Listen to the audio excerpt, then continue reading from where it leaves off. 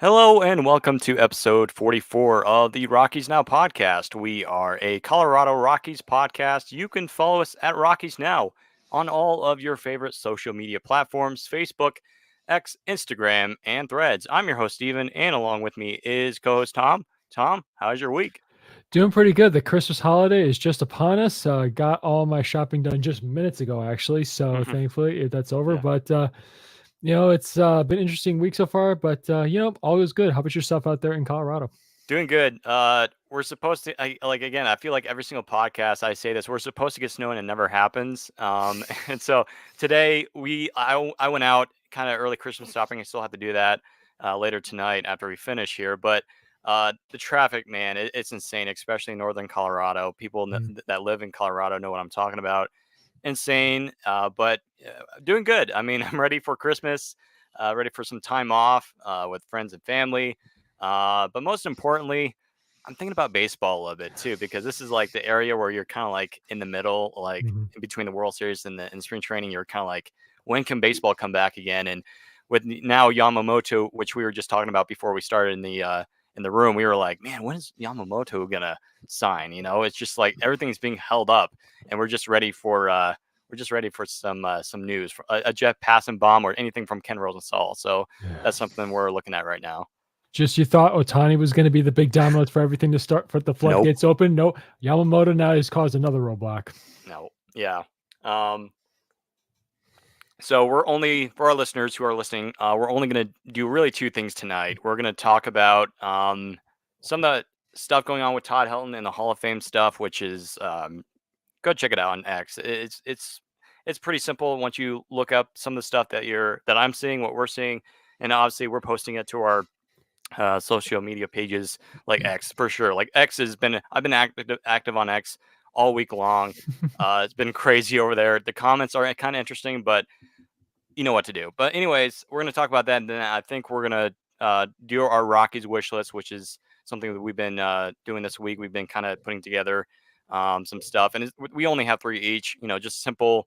You know, hey, I like to see the Rockies do this off season. So um, to get started, let's do that. Let's do our wish list. And Tom, I guess you can go first, and then I'll go after you, and then we'll jump into the Helton Hall of Fame stuff.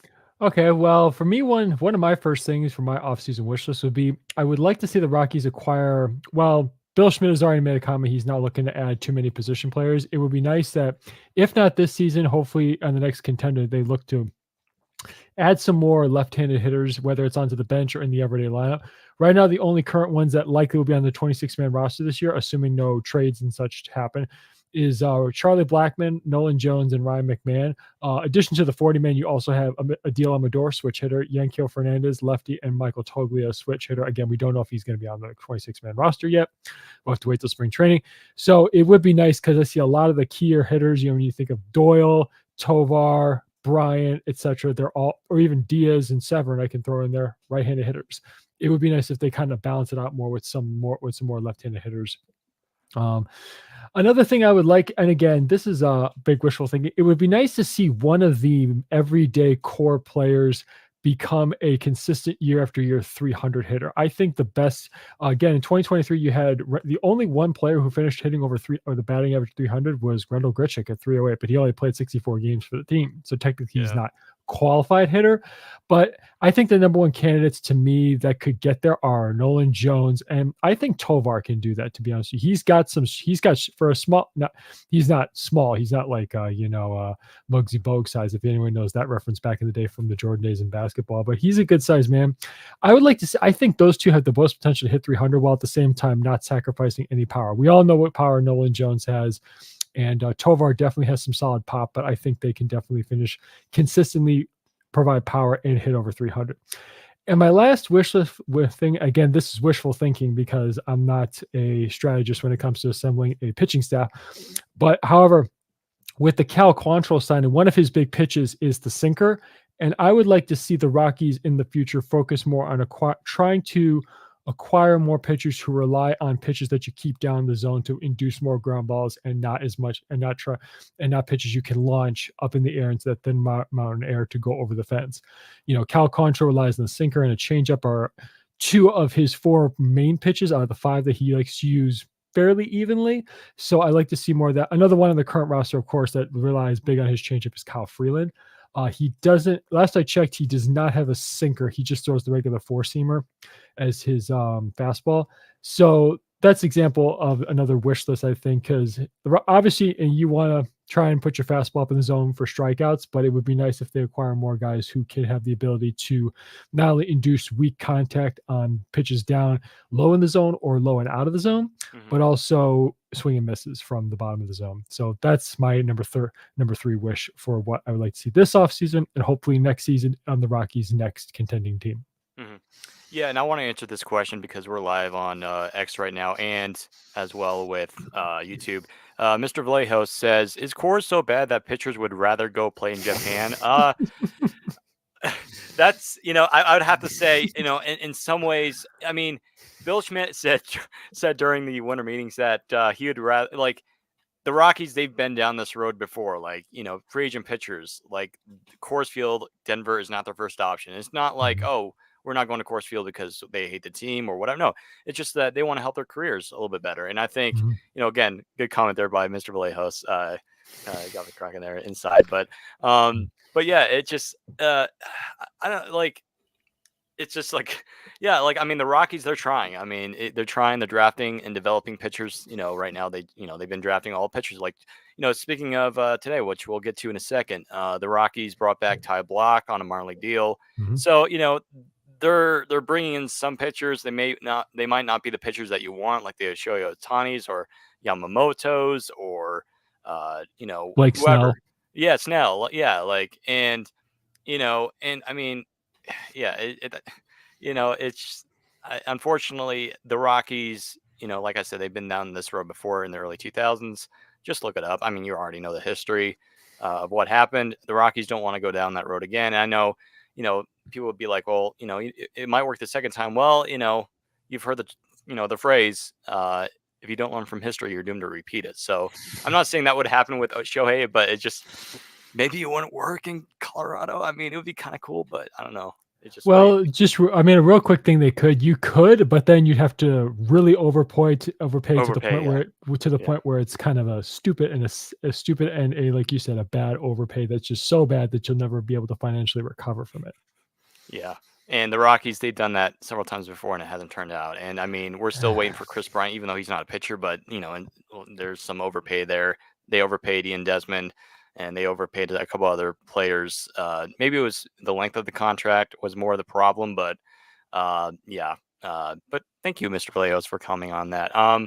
Yeah, I like your list. I mean, it's almost very similar to mine. I guess I can get into that here. I guess number one for me is fifth starter. The Rockies, after what happened this year, they cannot have us. I mean, when I say that, they're probably going to have another bad year, and I'm expecting it. Injury wise, I'm expecting to see at least a couple more injuries in case because with the new pitch clock stuff coming in today with the new rules, I think it's now 18 seconds instead of 20 seconds, which I don't like.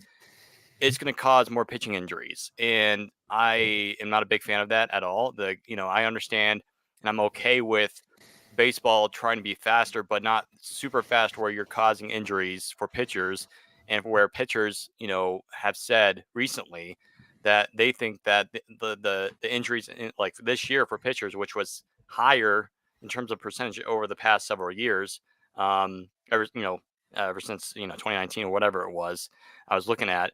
They said it skyrocketed. The injury skyrocketed, and I think a lot has to do with the pitch clock. A lot of it has to do with the new rules.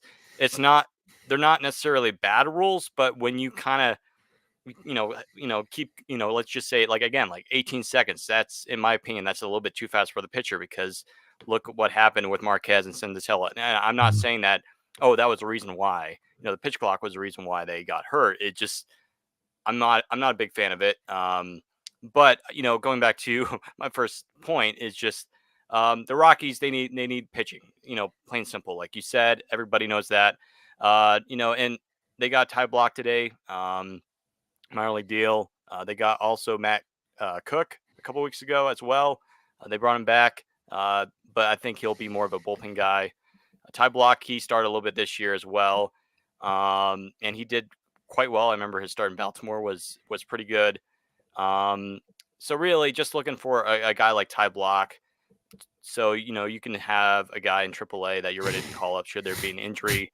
Um, Something like that. I mean, I'm not expecting the Rockies to go out and get like a Kyle Quantrill. That was great. That was a great trade, but I just don't expect them to do that again. I think they want to see, guys like Peter Lambert, Noah Davis is another name. He's not getting the Mhm, love I feel like he should be getting. Yeah, that's my number one thing. It's the priority. Number two, I have backup catcher, and this is an interesting mhm, one because Hunter Goodman, I put this out on our Instagram story. For those who follow our Instagram, you can check it out. But I think Hunter Goodman's more of a DH first base guy. He's not a catcher. He can catch, but I think they're saving some spots open for obviously Drew Romo when he gets called up, either later next year or 2025. And then there's possibilities of Braxton Fulford and what's the other name? William McIver in mhm, AAA. They could be backup options, but I really believe that the Rockies are looking toward a veteran catcher, kind of like an Austin Wins type of catcher now since he's going to Cincinnati. And there's actually quite a bit of catchers still on the market that are available. I think Gary Sanchez is up there. Mitch Garver, who I really like. I'd like to see the Rockies get him. However, I do expect a contending team to probably pick him up just because of what he was able to contribute during the postseason for the Rangers. Um, so yeah, I have a backup catcher, and then number three, I have a healthy Zach Veen in mhm, international baseball this winter because right now he's mhm, playing international baseball, and really Zach Veen is somewhat the key to everything going into the future, really, because Zach Veen, I mean, even though he's no longer at the moment no longer the number one prospect, he's almost a franchise altering type of player. Like he might be able to help your team get back into that's how good he is. And, he has the speed, he has some power, he has incredible potential. And we need him to be healthy. Plain and simple. And I think with him being injured this past year in Hartford really hurt him. And, at the end of the season, we really didn't know that he was playing through an injury. And, mhm, if he can stay healthy and if he can do what he did in spring training this past year, which he did pretty well, mhm. I think he gets I think he gets a pretty quick ride up to the big leagues. And as somebody said earlier this season, I think he's 1 or 2 weeks away in Double A from getting a call up. I think if he gets hot at the right moment, he's getting the call up, and I think that would be so huge. I think it would be once Veen gets called up or gets sent up to the big leagues. I think that's when we're going to start seeing the after effect, the explosion of Rockies Mhm. prospects coming up through the big leagues. Because when he goes, everybody's coming up, and if that's not the case, I think we're going to see some of the other ones come up, like maybe the Sterling Thompsons, the Jordan Becks, the Amadors Fernandez. But really, a lot is riding with Zach Veen heading into this season, and I just really hope that he can stay healthy this winter in winter ball. I haven't really heard much from him, or I haven't seen any news from him recently on Twitter or X. So I'm curious to see how he's doing. But yeah, we just need him to be healthy because um, if he can stay healthy, I mean, you're talking about it might help the Rockies turn around a lot quicker. So um, those are my top three. It's plain and simple. And like I put out on our Twitter the other day, like the Rockies, they seriously don't need to do much this offseason. I know it's somewhat, we're kind of jealous of the Dodgers, the Royals, the Pirates. They're doing a lot of these teams are being active in the free agent market. But like I told Tom before we started, the Rockies, they're not like the Royals or the Dodgers, obviously, because the Mhm. Rockies, they're in rebuild mode. They're nowhere near contending right now. Like the Rockies are not in that position right now. But I think the best thing to do is let the young kids play, see what they got, and then after 2024, build from there. So those are my top three. Um, Yeah. Well, here real quick on Zach Veen. Right now, he in winter ball, he's played 9 games. He has a slash line of 429, 478, 619 slugging. hmm So I like that's that. small sample size, but good. Yeah, I like that. Yeah, and then Mr. Vallejo's comments again. Bring me Gary Sanchez for the power. I like that. Uh, you know, I think he had a pretty good season with San Diego, even though it was, he didn't play the entire season because I think he was signed by the Giants earlier, last off season, and then went to San Diego. I'll pull him up right now real quick just so we can. Yeah, I think I want to say, at least he was on MLB The Show because I play that every day, and I was, playing them today, and I was like, oh, Gary Sanchez is on the Giants.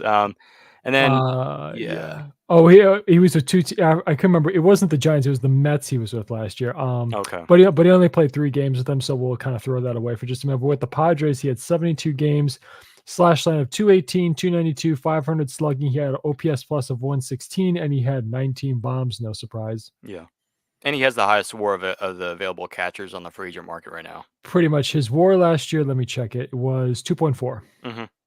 Yeah. And so I wouldn't mind him being a backup for Diaz, and I don't think, The only just the only problem with that is I don't think he's looking to if he can establish. I don't know what his market is, but I think his first priority he's not looking to be a backup, unfortunately. But yeah, the market's going to dictate that. yeah. Eric Haas, which we talked about last week, I know you brought him up. Yeah. He's now going to the Brewers, which was kind of because I was like, maybe he has a shot here because a lot of teams were kind of looking past him a little bit. Brewers picked him up. I think he lives or is from the Milwaukee area, or at least Minnesota. He's from that state area, Wisconsin. Mhm. Another guy, like again, Mitch Garver, who I really want, but another Mhm. guy is Tony Walters. Should the Rockies bring him back? I mean, like that would be a Rockies thing to do, really, bring him back. I wouldn't be against it. He's a good framer, but I don't know. It would be interesting, but I don't think. I think I hate to say this.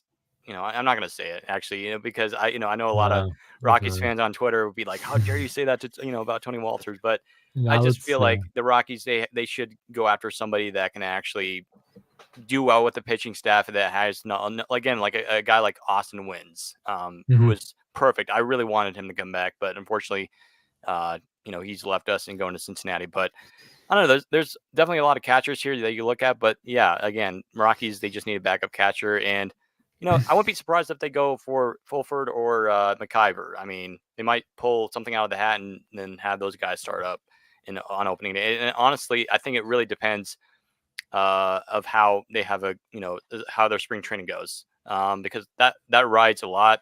Um, Let's see here. Okay, we got another comment here I remember Paul Holden from LO Rockies. Shout out to Locked On Rockies. Talk about the lack of the long ball for the Rockies this year. Yeah, Mm. a lot of it has to do with the young kids and Nolan Jones. Who just recently was on I think he on the potential for all MLB for next year. Yeah, he was Yeah, on the All MLB sleeper team for next year. yeah, He was. yeah. Comment. I repost that saying, "Do not all caps sleep on him." Yeah, do not. Yeah, I Do saw not. that. Yeah, and I agree. Like Tovar, he has some power, but he's going to be more of a 10, 15 homer guy when he matures up in the big leagues. Mhm. I agree. The Rockies need more power, but I think they already have it. We're just waiting to see it. McMahon. Like we're still waiting for McMahon to really have that Mhm. all-star year. We haven't seen it yet. Montero, 30 plus home run power. We have yet to see that. And the Rockies gave Montero plenty of playing time this past year, Right. but we need to see more of that. And I uh, think yeah, well, barring good health, again, fingers crossed on that one. I think if Bud Black can consistently put together an everyday lineup with the same guys and try to keep the same order where guys get comfortable in a certain position, I think we could see more consistent power from certain players. I mean, you can't argue that Ryan McMahon, again, I think he has, you and I have talked about this. I think he has 30 home run potential. And hopefully Bryant still has that in him. It's just, again, he's got to stay on the field. That's the problem. mhm, yeah. And then uh, you know, But Nolan Jones yeah. definitely has, I think, 35 plus, I Oh, think. absolutely. I think he's the face of the franchise potentially. I know that's kind of huge, especially in his first year in the rookie Mhm, season, but the guy at least has potential to be a face of the future or face of the team, I should say, for the Rockies. Um, do you see a trade involving any of the 6-man platoon for pitching? I would say yes. mhm, I think the mhm. Rockies, Bill Schmidt mentioned that he wants to build, or at least try to build, a stronger bench this offseason. We have yet to see that happen. I think it might happen. We might see one or two more trades. Um, if the Rockies do, and we mentioned this before, if the Rockies do trade, for pitching on their bench that they currently have, or in the 6-man platoon. I think we're going to see guys like Montero go, Toglia potentially. I know he's not really on the 26-man roster because he was down in AAA at the end of the year. Those are really the two guys I'm looking at getting traded or moved. They're not moving Hunter Goodman. I know that for sure because they just literally called him up at the end of the season. Yeah. So really, I'm looking at Toglia, Montero. Blackman's not getting moved. We know Bryant's not getting moved. So those are really my two players. And yeah, I mean that's really it. I mean, it's just the Rockies, like we said, they don't really need to do much other than maybe trade some platoon players for pitching and get a backup catcher, and that's basically it. Oh, thank you, Mr. Lejos. He said, "Thank you guys for answering our questions because the fraud." Okay, all right, yeah, we'll Well, take the one it. thing, We'll take the yeah, credit. the one thing we can say about Mr. Valeros, yeah, it's true. But I mean, obviously, they're not get. Unfortunately, they won't reveal their exact strategy. But at No, least Bill Schmidt yeah, is a lot more forthcoming than Jeff Bridich was. We got to absolutely, absolutely. because Jeff Thank you. Bridich Yeah, Jeff Bridich was very dismissive, and he kind yeah, of spoke in if in code, I guess and is Cody. as one writer once put it. Who was it? It wasn't Harding. It was one of the Denver Post writers who said the Jeff Bridich code, I think was called the article. Was it But Saunders? anyway, It might I, have been I Saunders I or think it might have been Saunders. I can't remember. But anyway, I yeah, digress. But the point is, I think the bench is going to be a thing. Once the market starts rounding up, I think Bill Schmidt will round out the bench a little more when it comes to late February signings just before spring training. yeah. A lot has to do with Yamamoto, really, Oh, and yeah. some of the big guys. Because once that happens, we're going to see signings, and not only that. I guess we'll mention this quickly before we head into our last segment of the night. Mhm. Is the TV deals because a lot has to do with that. Because I mean, you're Very looking at other much. teams like the Guardians. They got rid of Quantrill, for instance, because of the TV deals over there, and hopefully that gets resolved. But that could be a lot in there too, because you're losing money as a franchise if you don't have a TV deal. You're not getting income within your franchise. The Rockies are a small market team, small to mid market team, so they're not really getting much there. Um, yeah, it's I'm just like we're doing in that situation right now. I'm doing a quick search. I thought that I saw an update the other day. I'm doing a quick search on the Diamond Sports update. Yeah, I think there was somewhat Um, a rumor that they're kind of close to agreement um, for next year, well, but there's two articles that I remember that did come out. Diamond Sports has reportedly agreed to pay for all but three MLB teams in full for 2024, barring time here. I don't want to know this. mhm. They got a number of teams here. The ones, yes, that includes teams you mentioned. The Guardians are one, of course. That includes the Cardinals, Brewers, Marlins, Angels, just to name a few. So there is something in the works. Also, MLB trade rumors reported, and I think I saw this at another source as well. Amazon and Diamond Sports are rumored to be discussing a potential streaming deal. Hmm. So I think I saw that on Nothing Personal podcast with David Sampson. There's not much details on it, but I think that is a big possibility. And if that happens, that could really open up a lot of avenues for Major League Baseball in terms of exposure. Not that, of course, they need exposure. I mean, the game is worldwide, but still, Yeah, it's the thing is, yeah. But yeah, we'll have to wait and see how that goes. And yeah, but with if that once that gets resolved, there's going to be more certainty. So you're going to see teams to start a little more action. But yeah, Yamamoto unfortunately is another roadblock for the market before hopefully because I think I think Blake Snell and who's the other top tier pitcher that's out there that's represented by Scott Boras. I can't remember who it is, but mhm. once Yamamoto signs, Scott Boras is going to be just like Mr. Burns, excellent, and he's just going to Yeah, say, "Now I can sign my deals." yeah. So, but yeah, once again, Otani held it up. Now we got to wait for Yamamoto. What a wonderful Christmas time. But anyways, Yeah, go ahead. Sorry. but yeah, anyways, I want to talk about. Okay, it's time to get into the Helton stuff because I know a lot of. I think some of our viewers from YouTube and Twitter really want to hear about this. So, and you guys again, you guys already know about this, but man, oh man, like what a week because like the Hall of Fame balloting, in many ways it's a joke. I mean, it's like what like today I saw basically an empty ballot except was it Manny Ramirez and then like some of the Phillies players, which I completely disagree with. And I'm like, and he even didn't vote for Adrian Beltre, who is in my eyes 100% a Hall of Famer. Yeah. Didn't even vote for him. And I'm like, what the heck, dude? Like, and then yesterday or 2 days ago, a Phillies writer, completely biased by the way, just voted for Utley and Rollins, and then I put out on Twitter. Uh, so he votes for so a writer votes for Chase Utley and Jimmy Rollins, but no Todd Helton, and I'm like, huh? Like that meme, and it's just like okay, like that doesn't make sense.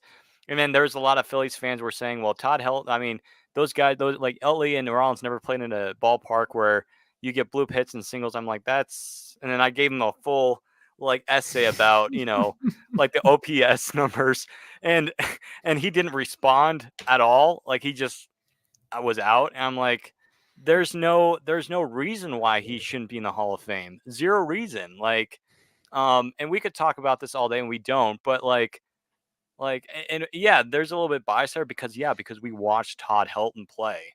The people, the Rockies fans, we saw Todd Helton play, and those people out east, they did not watch Todd Helton play. Like John Heyman didn't watch Todd Helton. I guarantee you, he probably would never watched 1 minute of Todd Helton's career. And then not only that, but some other New York writers, Joel Sherman, I think is another one who didn't vote for Todd Helton last year, and Hmm. he was very hesitant on voting for him at all. It's just like it's very frustrating as a Rockies fan. This is the time of year that's like, oh, Christmas time is here. And it's just like, oh, the Hall of Fame balloting is here. So let's fight about this until the death. And it's like the X multiverse, I call it, is at war, and it's a nasty situation. But clearly, Todd Helton gets in. And listen, I even agree that maybe Jimmy Rollins or Utley should get in, but for them to leave out Helton and not vote, I mean, for them to leave out, yeah, Helton and vote for Utley and Rollins, like, do you have a brain? Like, I really don't get that. You know, it's just I'm trying to think of the way to compare this with to another typical subject. It's if people are gonna make the argument to keep all the steroid users out because that's part of the history of the game. And I'm not saying steroid users should be let into the Hall of Fame. It's part of the history of baseball. But now it's like seems like black Colorado Rockies players are being blackballed from the Hall of Hmm. Fame as well. It's rather I'm kind of I right before we got here, I was perusing through an article where it kind of compares the Coors Field effect. It's if anybody wants to check it out, it's called "Into the Thin Air: What's all the fuss about Coors Field?" It's from the Society of American Baseball Research, so go check it out. I recommend it. I haven't read the full article, but it talks about but it kind of just goes into comparing the average fly ball distance over a 4-year period from Coors Field to all the other ballparks, and ballparks like Atlanta, Chicago, Cincinnati are not that far behind Coors Field. And it also talks about the percent or the distance based on the percentage of cores. There are other ballparks that have their challenges around baseball to be successful in hitting at, and Coors Field obviously has the same thing. Because people forget, playing at altitude or training at altitude or traveling back and forth through altitude is not easy. That has to be taken into effect. But it just seems to me that people didn't, unless you were a true Rockies fan or member of the Denver media, you didn't understand truly what Todd Helton meant to the team, not just as a player, but as a leader. Again, we bring back to the point it's rare to nowadays just see one player play with a team their entire career. Todd Helton, I would think, could have left at any time because remember, he did go to free agency multiple times. He could have very well have left and gone somewhere more conducive to his career, could have given a better chance at success of achieving a World Series ring. Hmm. But, it's just the fact is when a guy who, granted, he did not reach any of those milestones that are conducive with automatically being automatic into the Hall of Fame, such as 3,000 hits, which he was close to, or, what's the other one? 500 home runs. Still, it just baffles me how we're trying to make so many arguments to try to heap one guy or a specific group of players in baseball's history out of the Hall of Fame. That why don't we try to find just the speck of evidence, try to let them into the Hall of Fame? There are other. I wish I looked up this one past segment they did on MLB Network. I think it was last year where they analyzed Todd Helton's career. I'll have to look at it again for a future Hall of Fame podcast because we're going to talk about this again. But it's Hmm. just I don't know. It's a really just, it seems like it's becoming more, I don't want to say controversial, but more of a touchy subject than it has to be. Yeah. Yeah, and again, you can check this out on our X page, but like I put out a comparison of Todd Helton and Jimmy Rollins, and I think somebody already did that for me. So whoever did that, let me see if I can find their name. I can't find the name, but anyways, they just did a StatHead baseball, so you can go to stathead.com, basically Baseball Reference 2.0, where you can kind of compare player stats and WAR and that sort of thing. So uh, Todd Helton had a 61.8 WAR, career WAR. Jimmy Rollins had a 47.6, so big difference there. Jimmy Rollins did lead in games played and plate appearances. He led by basically, I want to say, let me see, the 30 games ish. And then plate appearances, basically 1,000 more plate appearances. Yet Todd Helton had more hits, more home runs, more RBIs, Hmm. better batting average, 316 batting average compared to Rollins 264. Uh, batting at excuse me, OBP on base percentage was 414 for Helton, 539, 953, and a 133 OPS plus. Rollins was, let me see here, 264, 324, 418, 743, and 95 OPS plus. So Wow. Helton was a better player. And I know you can put Coors Field in there, I guess, but still, Todd Helton played in less games than Rollins did, and yet put up better numbers.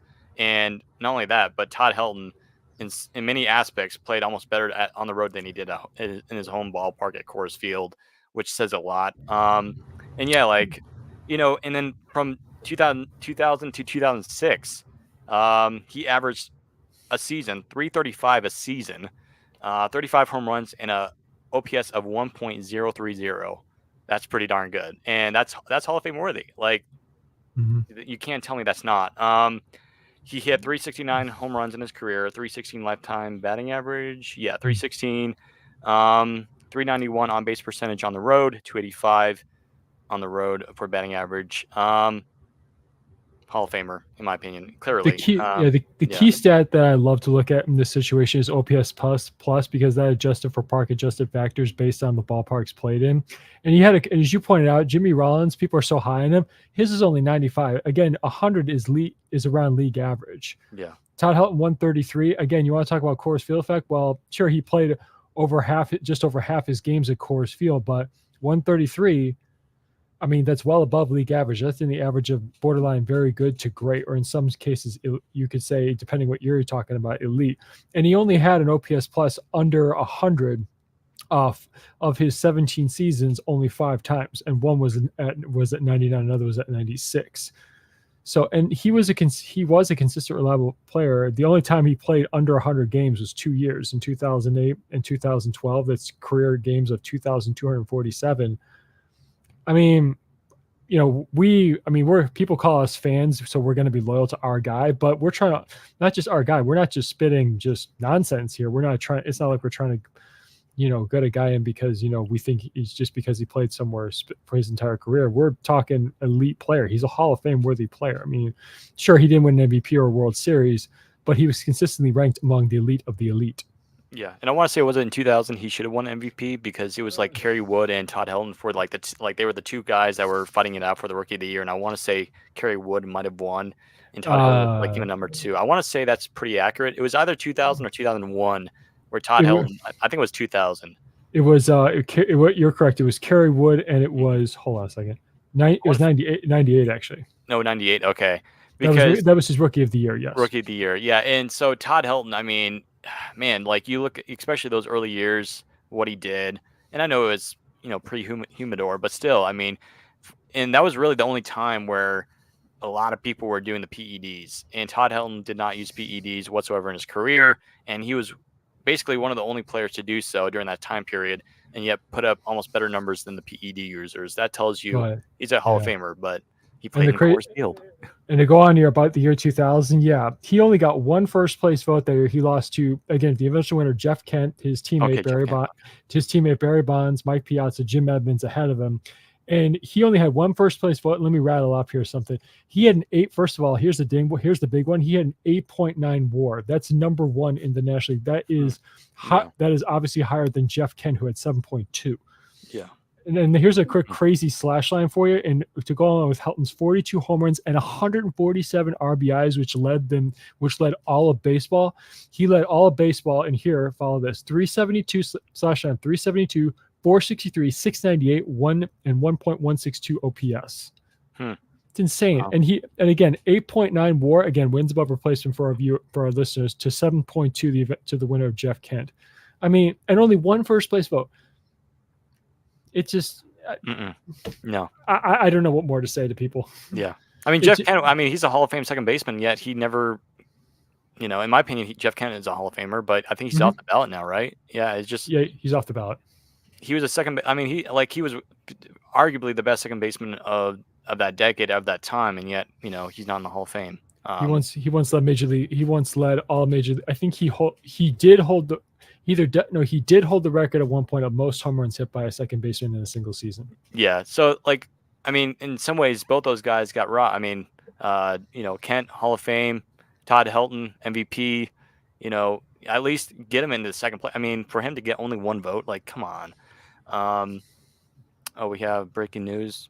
Oh, Oh great. boy! Oh my God! You got to be kidding me! Oh no, dude. So breaking news to our listeners. 10 Why years? don't you go ahead, Stephen, and let Yeah. them. So breaking news. Our friend Mr. Vallejos, our good friend, he says just saw a report Yamamoto to the Dodgers, and I double checked it like just now, Yeah, right let up on me my screen go from ahead, yeah. MLB Trade Rumors. 10 years, 323 million. I'm gonna pull up X right now, Twitter/X, to see if I can find Just something watch here. him defer the money for like Oh 10 more God, years. defer. Oh gosh. Yeah, he's gonna defer the Okay, money. I got something here from Ken Rosenthal. Hold on one second. Yeah.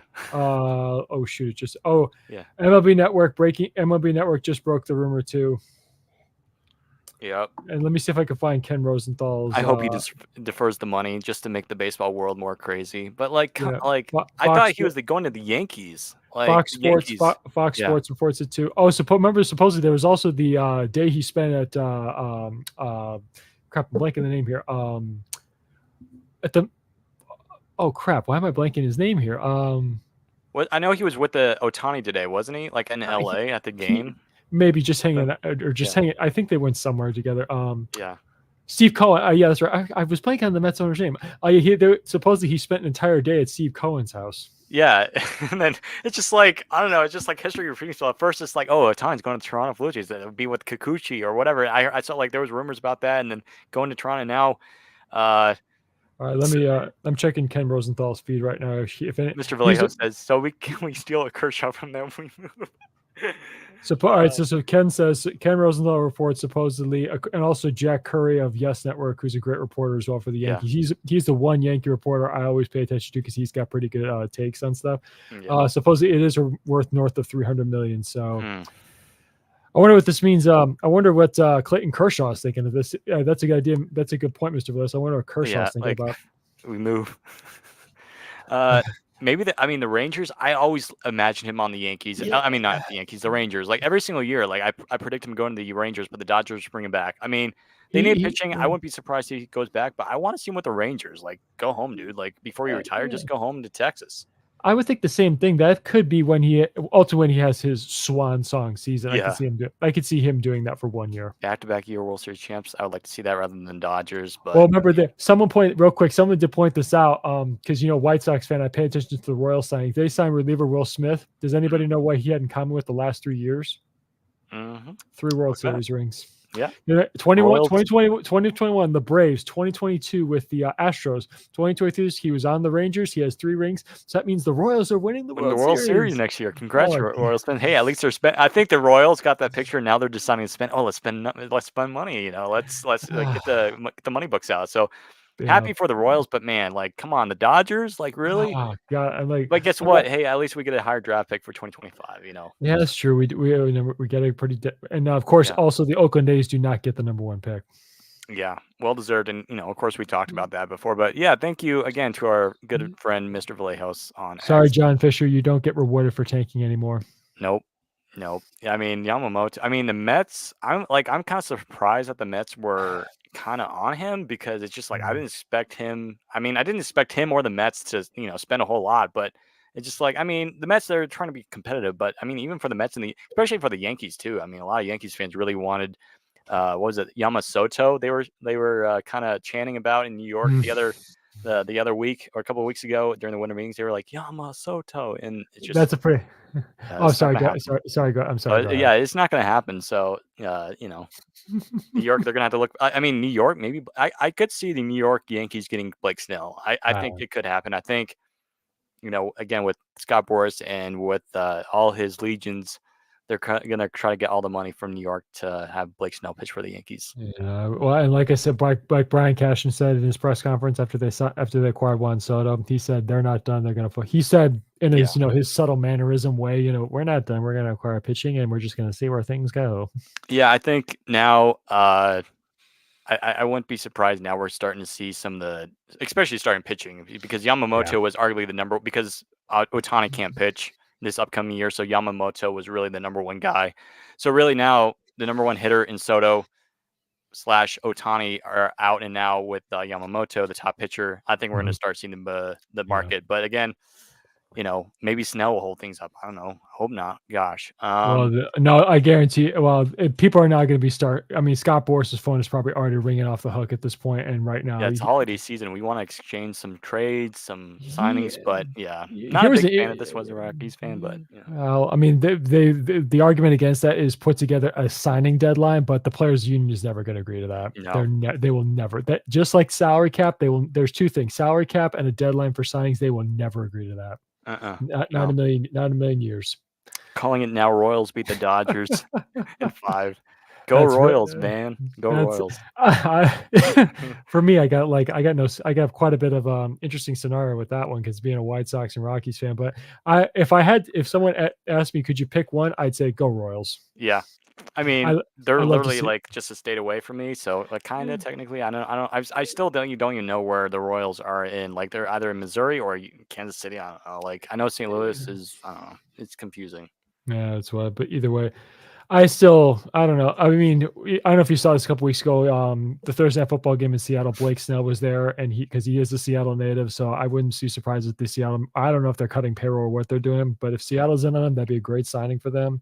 It I would, still but hold. I just don't see the Seattle Mariners. It would be nice to see him go to Seattle, but with what's going on there, they're just letting guys go, and I just feel like I was watching Talking Baseball, John Boy. They were talking about that today on their podcast. It's just like the Braves.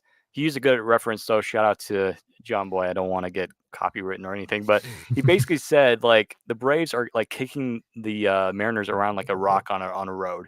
They're just using the Mariners. It's just like, hey, we'll pick up this guy and then we'll trade him.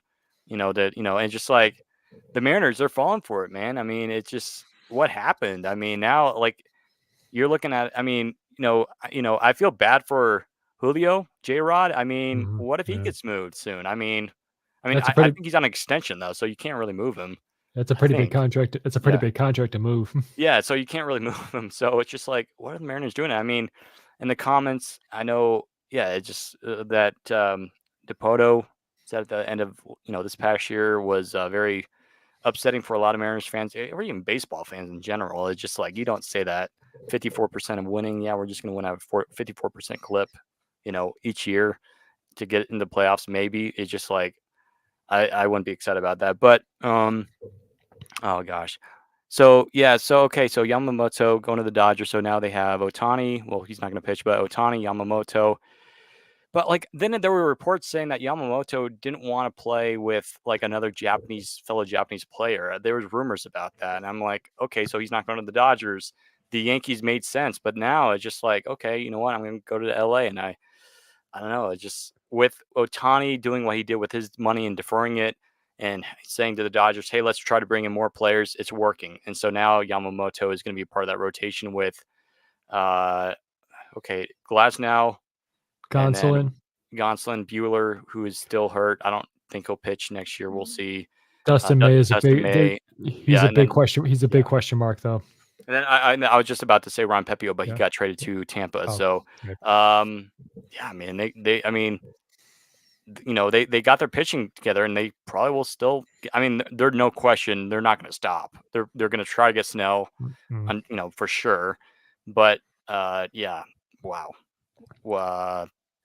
It's as if they're trying to buy a championship.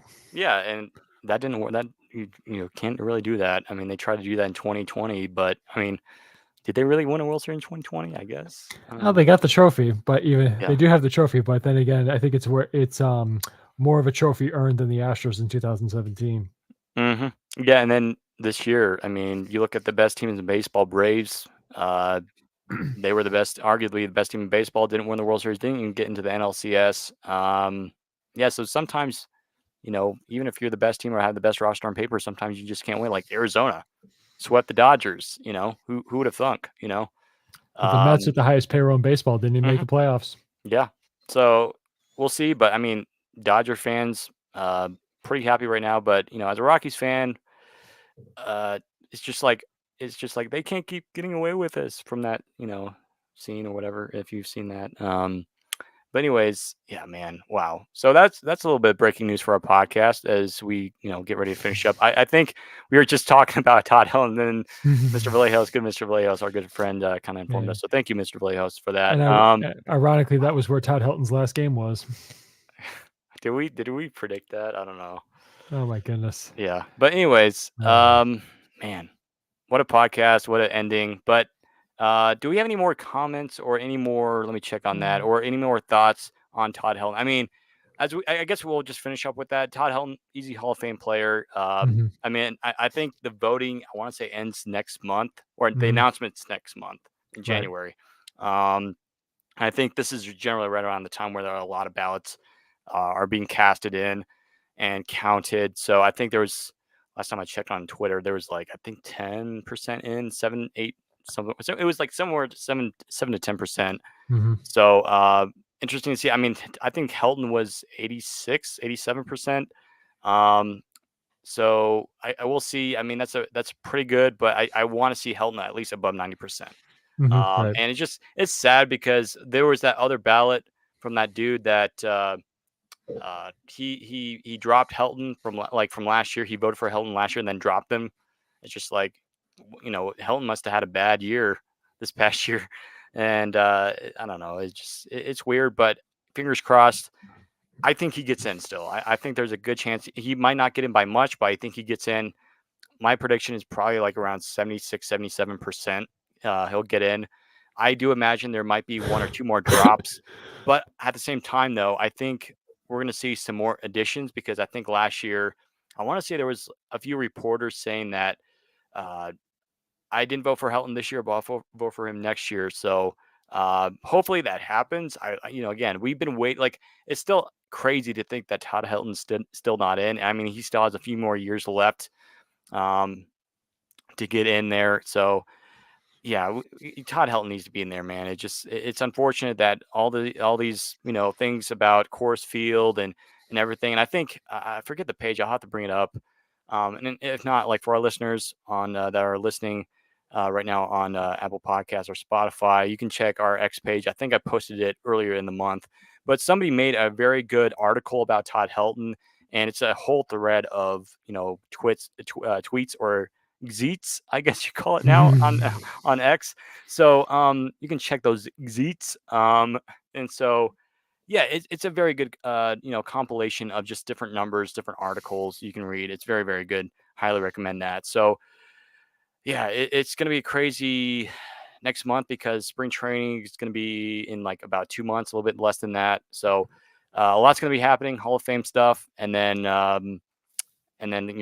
free agency that's going to be heating up hopefully tonight or tomorrow in the next coming days before we mhm. head into the new year. So should get interesting for sure.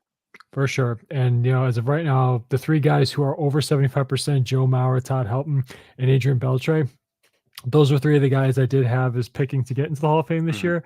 And I hope it stays that way as of right now. I just checked an update here. The percent of the ballots known is about just below 9%. The guys who are on the Franks are with 77.6% rounding out the top six: Andrew Jones, Gary Sheffield, and Billy Wagner. I hope Billy Wagner gets in too. So if I was going to add to those top three that are currently eligible or going to get in, I would add Billy Wagner to that. And I laid out on a previous podcast. You can check that out if anybody wants to hear my words on that.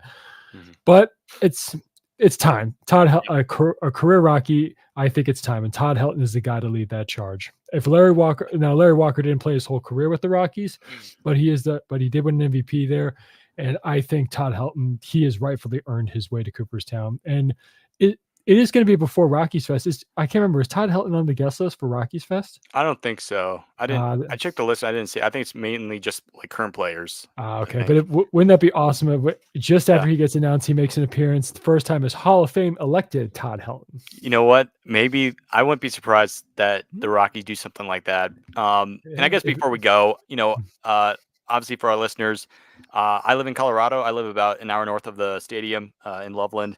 So the traffic can be really bad, especially this time of year. But generally January can quiet down a little bit. But we'll see if I'm working or not.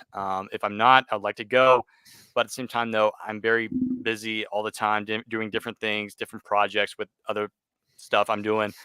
So it would be fun. I mean, I really want to go. I've never been to a Rockies, um, never been to a Rockies fest or carnival that they did a few years back before COVID. So hopefully, I can jump in on that and maybe create content when I'm down in Denver, because I would like to create some content for you guys and post it to our channels and pages there. So, but that would be exciting too. I mean, it just for Todd Helton to be a Hall of Famer, I really want to see a gold plaque out there in right center field with 17 on it. The question is, are they going to replace the current one that they have, like just with his retired number, or would they Mhm. probably replace it? I guess it would replace it, maybe. I would think you replace it, or you can add or you can add a second display. That's true, because I think that a lot of teams do that. Like they just don't they don't replace it. They just add the numbers. So I'm curious to see what they do. But like again, I mean, with Tom mentioning with Rockies Fan Fest, I think that's coming up the 27th, which is a Saturday. So those who are listening, if you want to go check that out, you can. It's on the Rockies website. I think tickets for the general public are, I want to say it's 15 for adults and like $5 for kids. So it's not too bad ticket prices. And then for season ticket holders, it's pretty cheap as well. So check into that. But other than that, right before we want to end the podcast, we want to wish everyone a Merry Christmas. Hope you have a wonderful time with friends and family. Hopefully, the Rockies can kind of make you happy this holiday season if they make a trade Mhm. or a signing or something like that. But other than that, Tom and I would like to wish all of you, our awesome listeners, a very Merry Christmas. And I think we should be able to do one more podcast before the end of the year, right? I think we have one more We Thursday. should, yeah, correct, Yeah. yeah. So Mhm. anyways, folks, thank you for listening to tonight's podcast. That will conclude this episode of the Rockies Now podcast. Please be sure to subscribe, follow, rate, and review all of our social media pages. We love hearing from all of our listeners. Thank you for listening to today's episode of the podcast. Have a great day, everyone. And as always, go Rockies and Merry Christmas.